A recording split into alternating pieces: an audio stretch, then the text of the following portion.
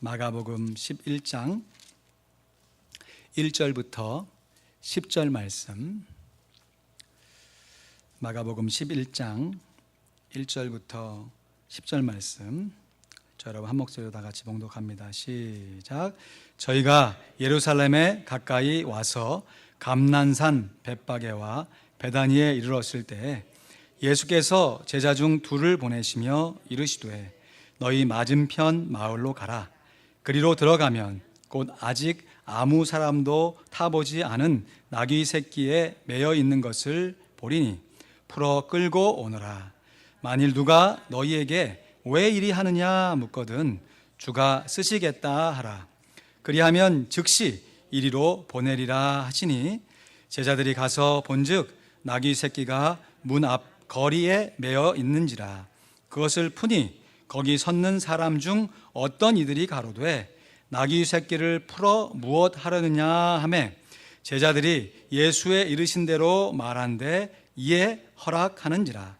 나귀 새끼를 예수께로 끌고 와서 자기들의 겉옷을 그 위에 걸쳐두매 예수께서 타시니 많은 사람은 자기 겉옷과 다른 이들은 밭에서 벤 나뭇가지를 길에 펴며 앞에서 가고 뒤에서 따르는 자들이 소리 지르되 호산나 찬송하리로다. 주의 이름으로 오시는 이여 찬송하리로다. 오는 우리 조상 다윗의 나라여 가장 높은 곳에서 호산나 하더라. 아멘. 사계절이 있는 조지아가 참 좋습니다. 예배하기 참 좋은 날씨인데요. 열매를 맺어가는 이 가을 9월 한 달간 마가복음 11장 말씀을 통하여서요, 우리 신앙생활에서 반드시 맺어야 할 신앙의 열매 4가지를 생각해 보고자 해요. 오늘 그 첫 시간으로 마가복음 11장 4번의 설교 중에 첫 번째 설교로 겸손의 열매를 맺자라는 제목으로 말씀을 나누겠습니다. 한번 따라 하시겠습니까? 겸손의 열매를 맺자. 옆 사람에게 한번 인사해보세요. 겸손의 열매를 맺어야 합니다. 겸손의 열매를 맺어야 합니다. 어떤 사람이 어거스틴을 찾아와서 이렇게 질문합니다. 신앙생활에서 가장 첫째 되는 덕목이 무엇입니까? 어거스틴이 주저없이 이렇게 대답했다고 그래요. 그것은 바로 겸손입니다. 그러면 둘째 되는 덕목은 무엇입니까? 그것도 역시 겸손입니다. 그러면 셋째 되는 덕목은 무엇이지요? 그건 역시 겸손입니다. 그래서 어거스틴이 첫째도 겸손이요, 둘째도 겸손이요, 셋째도 겸손이다 라고 하는 정말 유명한 명언을 남겼어요. 겸손, 말로는 참 쉬운데요, 쉽게 행할 수 있는 것 같은데 말하는 대로 행하기는 참으로 어려운 덕목이지요. 그러나 우리 구주 예수 그리스도는 참으로 겸손하신 분이십니다. 말로도 겸손하실 뿐만 아니고요, 그분이 말하신 대로 행함으로도 얼마나 겸손하신지.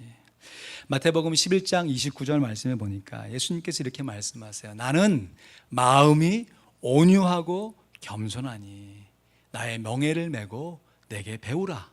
그러면 너희 마음이 쉼을 얻으리니. 여러분, 본인 스스로 내가 겸손하다 하는 게 진짜 겸손한 겁니까? 예수님이 본인 스스로 내가 겸손하다 이렇게 말씀하셨어요. 근데 예수님께서 이렇게 말로만 내가 겸손하다 하신 것이 아니라 실제로 겸손하게 사셨지요.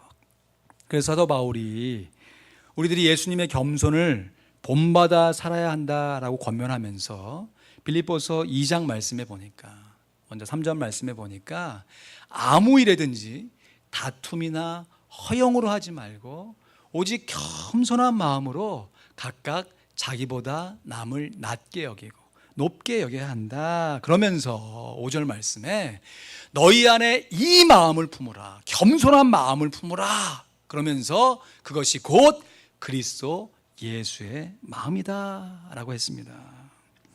여러분, 우리들이 품어야 할 마땅한 마음이 바로 겸손의 마음이에요. 예수님께서 말로만 겸손하신 것이 아니라 행동으로 얼마나 겸손하셨는지, 오늘 본문의 사건이 예수님의 이 겸손한 행동을 아주 드라마틱하게 드러내 보여주고 있는 것이에요. 오늘 본문 말씀에 보면 예수님께서 평소와 좀 다르게 보이는 행동을 하세요. 예수님께서 예루살렘을 방문한 것이 이번이 처음이 아니시거든요. 그 전에도 예루살렘에 방문하셨다가 말씀도 전하시고 병자도 고치시고 하셨어요. 그런데 이번에 예루살렘의 방문은 그 전에 방문과는 남다른 각오를 하게 하는 방문이었던 것 같아요. 그도 그럴 것이, 예수님께서 이제 곧 십자가에 달리셔서 온 인류의 죄를 대속하시는 그 목적을 가지고 지금 예루살렘에 입성하시려 하기 때문인 것이죠. 그래서 예수님께서 그 전에 예루살렘에 방문하셨을 때는 그냥 본인의 발로 걸어가셨겠죠. 그런데 이번 방문에는 예수님께서 갑자기 제자들 중에서 2명을 유독 탁 뽑아가지고 반대편 마을로 보내시면서 이렇게 말씀하시는 거예요. 2절 말씀에 이르시되 너희 맞은편 마을로 가라. 그리로 들어가면 곧 아직 아무 사람도 타보지 않은 나귀 새끼에 매여 있는 것을 보리니 풀어 끌고 오너라.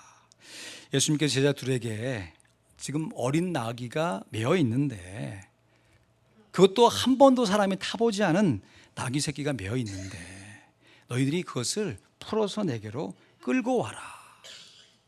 그러면서 사람들이 왜 나귀 새끼를 끌고 갑니까? 라고 물으면 3절 말씀에 이렇게 얘기하는 거예요. 주가 쓰시겠다. 와, The Lord needs it. 주님께서 그것이 필요하다. 그 말 한마디 하고 나귀를 풀어 오라는 것이에요. 주님께서 어린 나귀를 필요하신다. 주가 쓰시겠다. 여러분, 이게 얼마나 간단 명료한 지시예요. 예수님께서 주님이신데 주님이 쓰시겠다는데 무슨 토를 달 게 있겠냐 하는 것이지요. 하지만 여러분, 이것을 좀 거꾸로 생각해 봐서 주인의 입장에서 보면, 나귀 주인의 입장에서 보면 이게 얼마나 황당한 말씀입니까?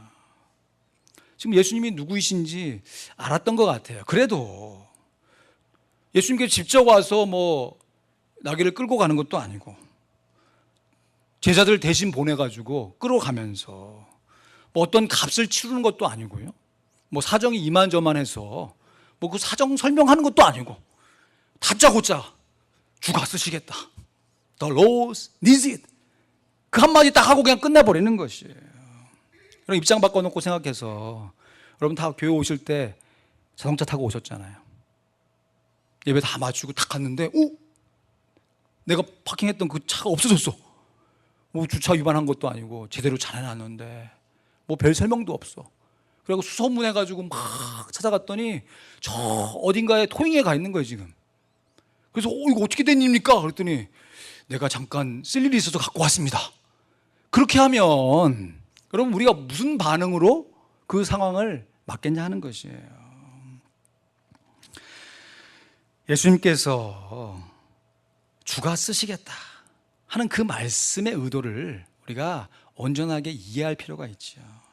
우리 예수님은 절대로 도적이나 깡패처럼 그냥 무례하게 행동하시고, 우리 찬양한 것처럼 사랑은 무례하게 행치 않는다. 예수님께서 무리하게 요구하지 않으세요. 함부로 행동하시는 분이 아니시죠. 오히려 우리의 유익을 위해서 이 땅에 오신 분 아닙니까? 그리고 요한복음 10장 10절 말씀에 보면 도적이 오는 것은 죽이고 멸망시키려는 것뿐이요, 내가 온 것은 양으로 생명을 얻게 하고 더 풍성히 얻게 하려 함이니라. 예수님께서 이 땅에 오신 목적이 우리의 생명을 새롭게 해줄 뿐만 아니라 더 풍성하게 해주신다고 하면, 지금 예수님께서 주가 쓰시겠다라고 명령하시고 나귀를 끌고 오신 것이 주인에게 손해를 가하는 것이 아니라, 제자들에게 황당한 명령을 해주신 것이 아니라, 오히려 예수님의 사역을 통해서 예수님께서 풍성하게 생명을 나눠주시려고 하는 사역의 모습이라는 것을 우리가 먼저 인정해야 한다는 것이에요. 그러면 오늘 본문에 예수님께서 예루살렘에 올라가시면서 평소와는 다르게 유독 어린 나귀, 그것도 한 번도 사람이 타보지 않은 나귀 새끼를 주가 쓰시겠다 말씀하시면서 어찌 보면 좀 고집스럽게 나귀 새끼를 타고 예루살렘에 입성하신 이유가 무엇이냐 하는 것이에요. 여러분, 예수님은 지금 30대의 건장한 청년이시잖아요. 근데 어미 나귀도 아니고 어린 나귀, 한 번도 타보지 않은 나귀를 건장한 청년이 탁 타고 갈 때 그 모습이 여러분 좀 어울려 보입니까? 아유, 차라리 걸어가지. 저 뒤뚱뒤뚱 저 나귀 왜 타고 가나? 위태해 보이지 않았겠어요? 예수님께서 그 구속의 순간을 맞이하면서 어린 나귀를 타셔야 하는 분명한 이유가 있던 거죠. 그것은 예수님께서 이제 곧 십자가에 달리시는 그 구원의 사건이 구약에 예언된 메시아의 예언의 말씀의 성취라는 것을 분명하게 드러내 보이시고자 하시는 것이에요. 오늘 본문 말씀에 보면요, 나귀 새끼라는 단어가 4번이나 기록되어 있습니다. 2절에 한 번, 4절, 5절, 그리고 7절에 나귀 새끼라는 말이 기록되어 있어요. 이것은 스가랴 9장 9절 말씀의 예언의 성취인 것이에요. 우리 다 같이 한번 스가랴 9장 9절 말씀 함께 읽습니다. 시작. 시온에 따라 크게 기뻐할지어다. 예루살렘에 따라 즐거이 부를지어다.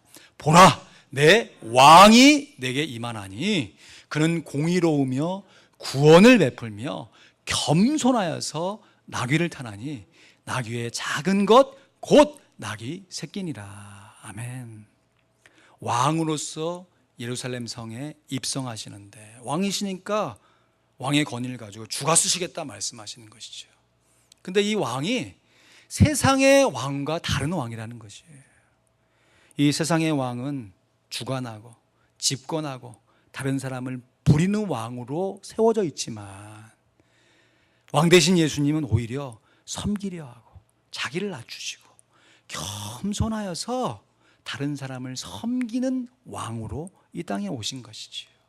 이 두 가지의 조화가 주가 쓰시겠다라고는 명령과 타시는 나귀가 스가랴 9장 9절의 예언의 말씀처럼 겸손하여서 나귀를 타시는데, 나귀의 작은 것 곧 나귀 새끼라는 말씀이 성취가 되는 것이죠. 여러분, 이 사건 이후부터 전개되는 예수님의 순환과 십자가와 부활의 승천으로 이어지는 예수님의 행적이 복음서의 분량의 3분의 1에 해당됩니다. 요한복음은요, 그 분량의 반 정도가 예수님의 이 마지막 일주일의 사건을 기록하고 있는 것이에요. 이처럼 중요하고 자세하게 기록된 예수님의 행적의 그 첫 번째 사건이 뭐냐? 예수님께서 겸손하게 나귀 새끼를 타시고 예루살렘 성에 입성하신 사건인 것이에요.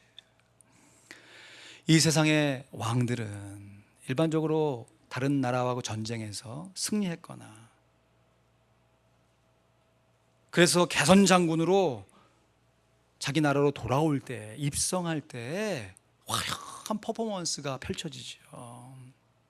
대부분 다 백마를 타지 않습니까? 눈에 쫙 띄라고. 그 뒤에 행렬이 쫙 늘어지고 그 건장한 말에 다 보란 듯이 다른 사람에게 칭송을 받으면서 내가 한 업적을 드러내면서 보기 좋게 위에서 뭐 꽃가루가 막 부러지겠죠. 많은 사람들이 막 환호하는 그 모습을 가지고 입성하는 것이 일반적인 모습이에요. 그러나 예수님은 왕이시지만 겸손의 왕, 섬김의 왕이시기 때문에 입성을 하실 때 말을 타시지 아니하고 나귀를 타시는데, 그것도 나귀 새끼를 타세요. 띠뚱거리면서.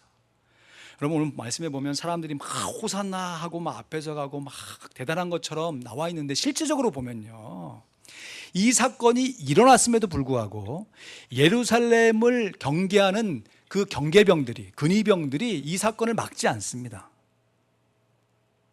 종합해 보면 로마의 군사들의 입장에서 봤을 때 이 사건이 뭐 그렇게 대단한 게 아니라는 것이에요. 막 사람들이 모여가지고 막 소요가 일어날 정도가 아니고 그냥 놔둬도 자기들끼리 그냥 있다가 해산할 것 같은 그런 모습이라는 것이죠. 인간적으로 보면 초라할 수 있습니다. 만왕의 왕이신 예수님께서요, 뒤뚱거리는 모습으로 사람들이 깔아놓은 냄새나는 자기 겉옷, 꽃도 아니고 그냥 밭에 가고 베어온 종려나무 가지, 그런 모습으로 이렇게 올라가는 그 모습이 조금 남루해 보일 수도 있어요. 그러나 예수님께서 이미 이 땅 가운데 예수님께서 오신 목적을 마가복음 10장 45절, 마가복음의 요절 말씀 아닙니까? 우리 같이 읽습니다. 시작. 인자에 온 것은 섬김을 받으려 함이 아니라 도리어 섬기려 하고 자기 목숨을 많은 사람의 대속물로 주려 함이니라. 아멘. 이 말씀을 이루시고자 예수님께서 왕의 권위를 사용하시면서도 겸손하게 어린 나귀를 타신 것이지요. 말씀을 묵상하는데요, 그 주인도 대단하고 그렇게 순종했던 짐승이지만 나귀도 참 대단해요.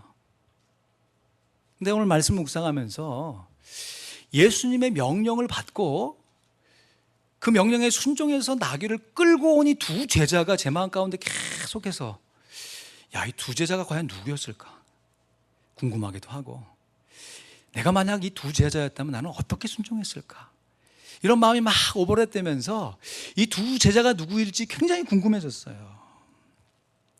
지금 사복음서에 예루살렘에 입성하신 예수님의 사건이 중요하기 때문에 다 기록되어 있거든요. 그래서 말씀을 이렇게 막 교차해서 읽고 나름 추리하고 상상하고 누굴까 한번 고민해 보는데, 어디까지나 이건 제 상상입니다. 나중에 천국에 가야 예수님께서 알려주시겠죠, 그 주제가 누구누구나. 근데 제 머릿속에 가장 먼저 떠오른 두 사람은 야고보와 요한이 아닐까 하는 생각이 탁 스치는 거예요. 왜냐하면 지금 예수님께서 마가복음 10장 45절 말씀, 이 말씀을 왜 하게 되셨느냐, 당돌하게도 야고보와 요한이 다른 복음서에서는 그 엄마하고 함께 대동해 와가지고 마가복음 10장 37절에 이렇게 요구하거든요. 여짜오되 주의 영광 중에 우리를 하나는 주의 우편에 하나는 좌편에 앉게 해주십시오. 누가 그랬다고요? 야고보와 요한이. 그 말씀을 들은 예수님이, 아니다, 세상의 집권자는 너희를 주관하지만 크고자 하는 자는 자기를 낮추고 으뜸이 되고자 하는 자는 다른 사람을 섬기는 종이 되어야 한다. 그 말씀을 주시면서 지금 예수님께서 인자에 온 것은 섬김을 받으려 함이 아니라 자기 목숨을 다른 사람에게 다 내어주고 대속물로 주려 왔다. 이 귀한 말씀을 주신 거거든요.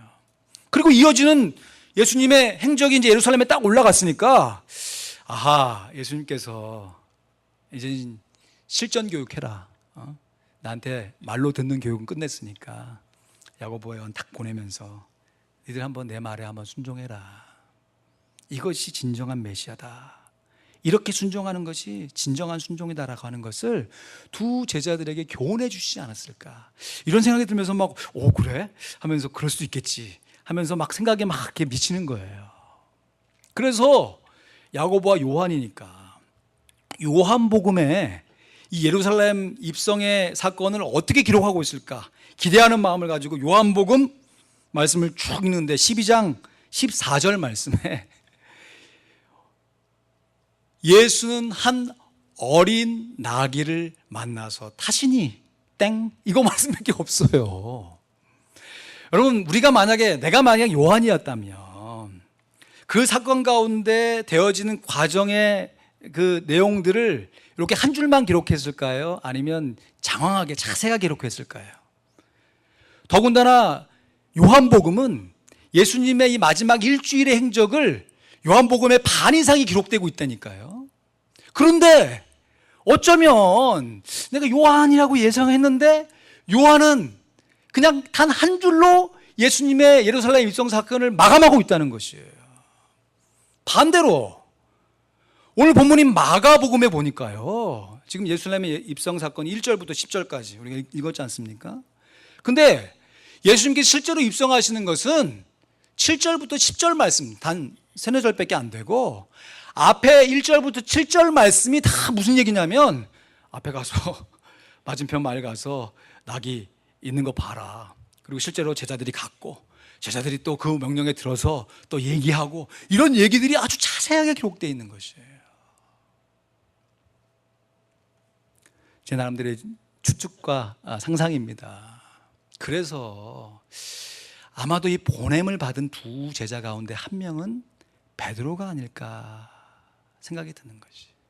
왜냐하면 베드로는 복음서를 쓰지 않았지만 베드로의 제자인 마가가 베드로의 진술을 듣고 기록한 복음서가 마가복음이기 때문에, 그래서 그런지 베드로 전서를 보면요, 겸손하라고 하는 말씀이 얼마나 자주 나오며 강력하게 나오는지 모릅니다. 베드로 전서 5장 5절에서 6절 말씀에 보면 우리 같이 읽을까요? 시작. 젊은 자들아, 이와 같이 장로들에게 순복하고 다 서로 겸손으로 허리를 동이라. 하나님이 교만한 자를 대적하시되 겸손한 자들에게는 은혜를 주시느니라. 그러므로 하나님의 능하신 손 아래서 겸손하라. 때가 되면 너희를 높이시리라. 아멘. 여러분, 우리가 베드로의 삶을 어느 정도 알고 있지 않습니까? 다혈질, 예수님을 정말 지극히 사랑했던 제자, 그러나 실수도 많았던 제자, 그러나 끝까지 예수님께서 품으시고 당신의 온전한 제자로 사도로 세움받은 그 제자가 베드로가 아닙니까? 내가 주를 위하면 목숨까지도 버리겠다. 말은 그렇게 해놓고 닭이 울자 주랭랑치고, 주는 그리스도시요 살아계신 하나님의 아들이십니다 고백해놓고 내가 이제 곧 십자가에 달려 죽을 것이다. 주님 절대로 그럴 수 없습니다. 막았던 제자. 그래서 그런지 제 나름대로의 상상이지만 제가 만약 베드로였다면, 그리고 예수님을 인해서 나귀를 데려오는 그 일을 명령받았다면, 아마 평생의 베드로의 마음 가운데 이 사건이 기억나면서 순간순간 내가 그 나귀처럼, 그 주인처럼, 그렇게 명령하셨던 예수님처럼 겸손하게 살아야지 하는 다짐을 하지 않았을까 싶어요. 여러분, 여기서 말하는 젊은 자들이다라고 하는 것이 지금 베드로가요, 그 당시에 핍박받고 있는 여러 초대교회에 서신을 보내면서 지금 받고 있는 현재의 고난이 장차 너희들이 받을 영광과 좋게 비교할 수 없다. 너희는 지금 이 현실의 고난에서 견디고 싸워 승리해라 라는 메시지를 주면서 그 교회를 목회하고 있는 젊은 목회자들에게 보낸 것이에요. 그래서 여기서 말한 젊은 자들을 오늘날로 말하면 교회를 목회하고 있는 젊은 목회자로 보는 것이 볼 수 있습니다. 그런데 그 젊은 목회자들이 이미 교회를 이루고 있고 그 지역사회를 이루면서 교회를 다독이고 있는 장로들에게 순복해라고 말씀하시는 거죠. 여러분, 어린 목회자가 연륜이 많은 장로님들에게 순복하는 것, 이거 당연한 거 아닙니까? 그렇게 하는 것이 쉬운 일은 아니지만 뭐 연륜상으로라든지 뭐 교회를 뭐 누가 더 많이 알고 있느냐든지 놓고 봐도 당연한 일이에요. 그럼에도 그 일이 쉬운 일이 아니기 때문에 베드로가 젊은 자들아, 장로들에게 순복하고 다 서로 겸손으로 허리를 동이라는 거죠. 젊은 목회자는 경험 많은 장로님들에게 순복하고, 경험 많으신 장로님들은 또 거꾸로 젊은 목회자들에게 순종하면서 서로 겸손으로 순종하면서 교회를 잘 이루어가라라고 하는 말씀이죠. 일반적으로 나이가 어린 사람이 나이가 많은 사람에게 순종하는 것은 어렵지만 그렇게 어렵지 않습니다.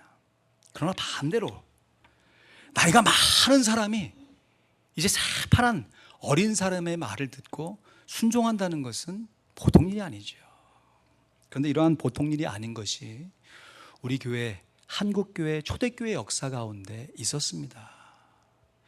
주기철 목사님이 산정교회를 목회하는데 그 교회의 장로님이 조만식 장로님입니다.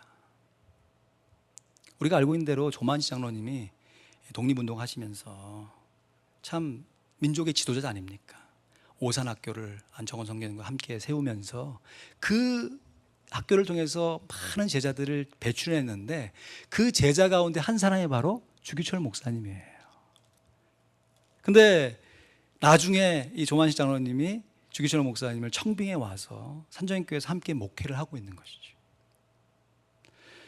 장로님이 독립운동하고 뭐 여러 가지 일들로 바쁘니까 그래도 매주일마다 예배를 드렸는데 어떤 날은 조금 예배 늦게 되는 것이, 그게 한두 주 지나가니까 한 주일날엔 장로님이 뒤에서 예배가 시작됐는데 막 이렇게 쑥스러운 모습을 갖고 딱 오셨겠죠. 그 모습을 바라고 주기철 목사님이 장로님!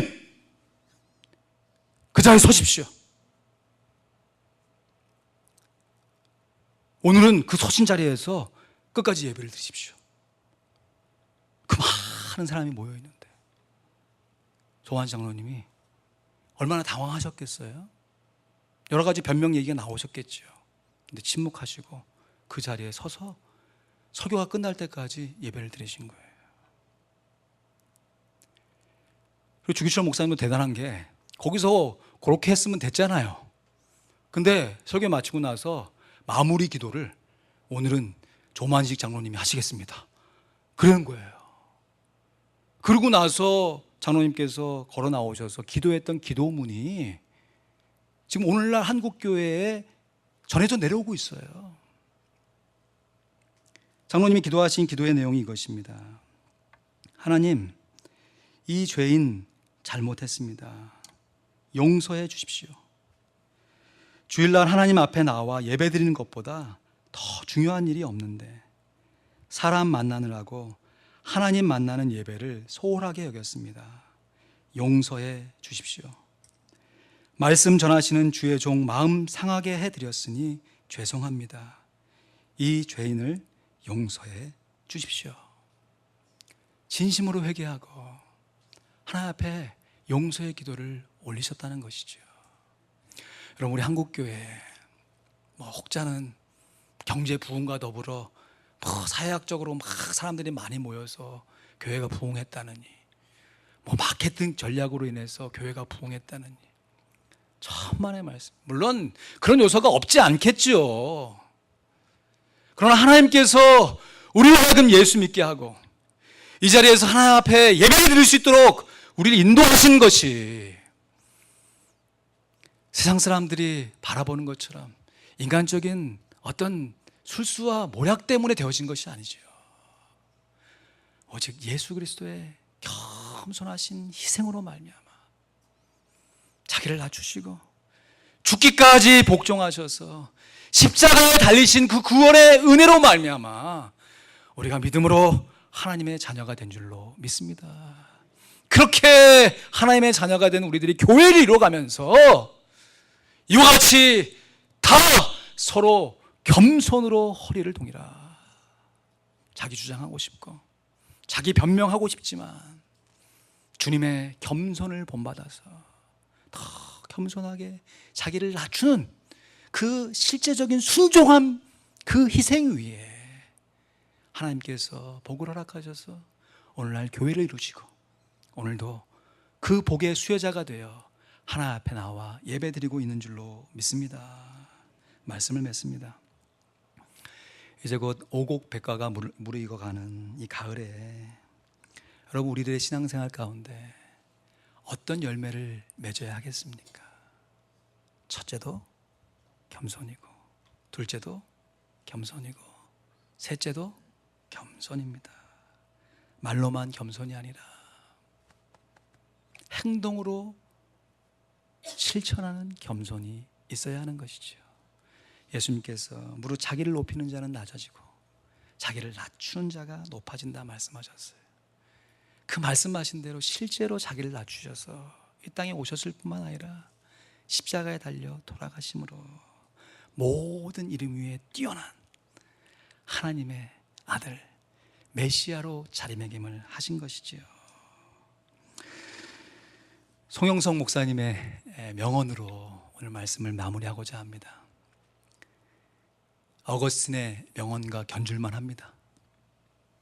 이 세상에 교만한 사람 좋아할 사람 한 사람도 없고요. 이 세상에 겸손한 사람, 싫어할 사람 한 사람도 없습니다. 말로는 쉽지만 행동으로 옮긴 참 어려운 이 말씀, 오늘도 겸손하신 예수님을 본받아 살아가면서 서로가 서로에게 겸손하게 자기 자신을 낮추며 오직 우리 안에 있는 예수님만 높여 하나님께 영광을 돌리는 우리의 마음의 자세, 우리의 입술의 언어, 우리의 몸의 행동이 될 수 있기를 주님의 이름으로 간절히 축원드립니다. 아멘. 기도하시죠.